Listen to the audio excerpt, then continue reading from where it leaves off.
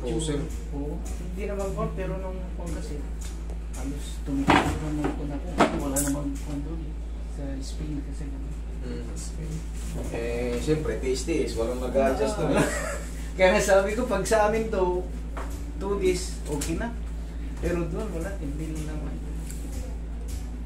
Pero may mga ano na, may mga Pilipino rin doon, di ba? Na physiotherapist. Yeah. Wala?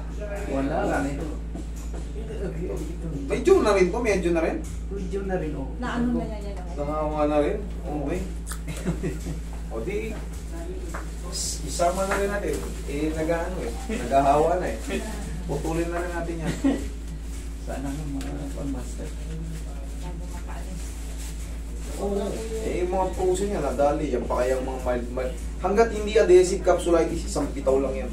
Yung adhesive capsulitis kasi nakapakat na yun. Oo, kasi nagganyan na ako, wala na. Yung ganyan niya may move noon, master. Ganyan Oo, yun yung pinakamasakit sa lahat. Matagal na panahon bago ma-recover. Ang ginawa niya yung yelo, pinaano na ng ice. Tama yan. Hot and cold compress. Oo, hot and cold.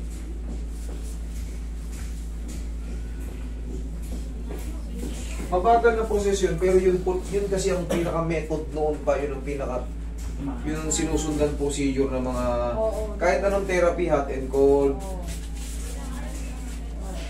mga needling, mga mga ground, yun talaga ang sinusunod.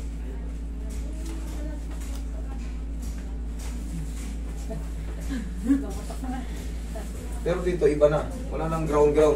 Tayo. Pectus na kagad. Okay, higa kang patagilid.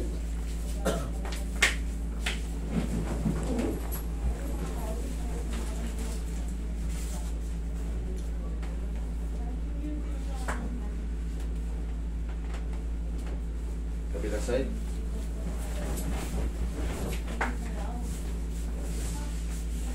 Spain.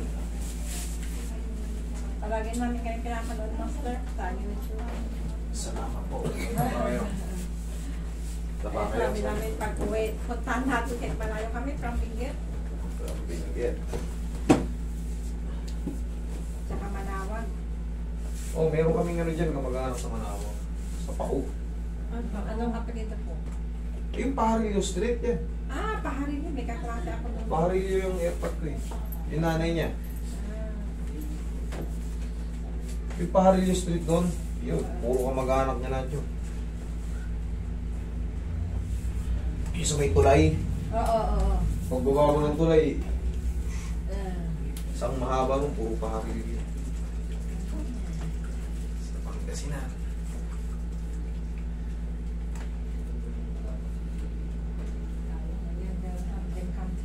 Papunta mo si Pakita.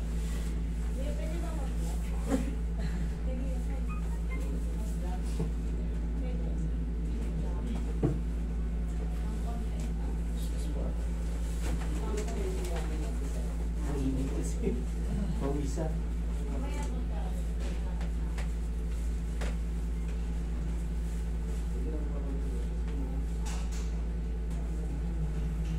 Hindi siya nagda-dialysis.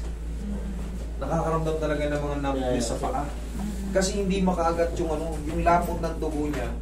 Hindi yung ordinaryong pilay, sa lapot po ng dugo yun. Hindi makaagat, hindi makasirculate ng maayos. Hindi makabalik. Kunyari, nakaupo siya ng ganyan, naipik yung dito niya. Ayan na. Mamamalit na yung kagad. Hindi katulad ng normal na ano, kahit yan nakasalampak tayo ng ganun, lalo babae, ganyan kasalampak. Okay lang eh, pero pagka diabetic ka, kahit normal na upo lang sa jeep o sa upuan, mamamanid ka. Kasi hindi makasirculate ng maayos dahil mas malapot na ngayon yung dugo mo. Yun ang ano ng diabetic. Inhale, exhale. Pero kung ang nararamdaman niya ay kirot, bago mamanhid, kikirot-kirot muna, tapos parang sumisingaw ng ganon, kumikirot ng mga ganon. Lower back pain. Pero kung ganon nga, yung nararamdaman niya parang manhid-manhid, ganyan. Blood circulation, di makaahon. Pag tinagal yung dugo niya, agad namumuo. Malapot na talaga, namumuha agad. Eh, ano bang expect natin doon? Tubo kayo. Kaya nga meron niyang ano eh, yung tinuturok tsaka yung iniinom, yung insulin Yun. to dilate the blood. Vasodilator yung inaano. Para kahit pa paano, maka-circulate. Kasi pag sobrang lapot na, manhid ka talaga.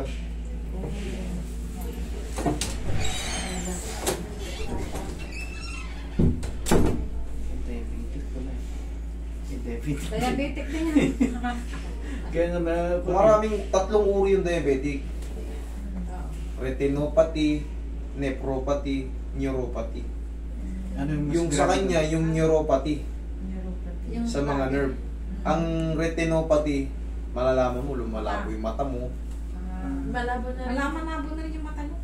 Eh, severe na siya. Talagang Severe mataas na. na yung ano niya. Severe na talaga. Kasi ano lang yan eh. Yan nga, may uri-uri yan. May uri-uri yan. Mahirap din yung ano, yung neuropathy. Yan nga, mamamanid ka, tapos sa pagkalalaki mo, mabawasan ka talaga kagad. Talaga. Yung retinopathy, lumabo-labo man mata mo, pero sa lalaki hindi mabawasan. Pero ang Pwede ba? pag kayo diabetic, ang sagot lang dyan is workout, yung walking papawis. Kasi pagka napapawisan tayo, gumaganda yung blood circulation natin. Tapos nababawas yung cholesterol natin. O yan, okay na to. Kanina pag ginanong, musunod eh. Wala na.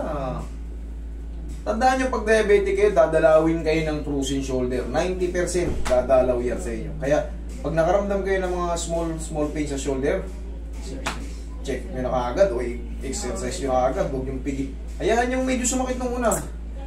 Ang kapalit nun, mas ginhawa. Okay, thank you. Ito, master, hilot-hilot lang ako. Ngayon, maramdaman na, patanda ka na pala. Meron kayong ano yung early ano, yung tawag ko.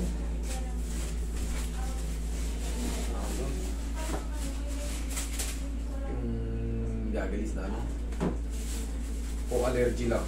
Pare, allergy ata yun sa... Kayo mga main ng malansa. Alam niyo yung malalansa? Itlog, bagoong, bagong isda, patis. Yan yung pito sa malalansa. Manok, pusit. Favorite niya. Yan ang pitong pinakamalansa. So, pag kayo kumain kayo yan, mag-react sa balat niyan pag allergy kayo.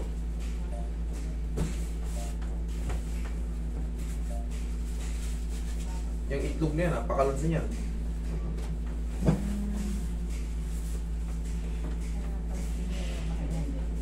Mahilig ba siya sa patis, pusit? Itlog. Itlog siya, mahilig yan sa itlog. Tsaka manok. Eh, pwede ka naman kumain ng manok eh. Alisin mo yung balat. Yung nasa balat yung lansa nun. Pero yung breast, okay. Mga puto-puto niya, okay. Okay, sir. Sige nga, take mo.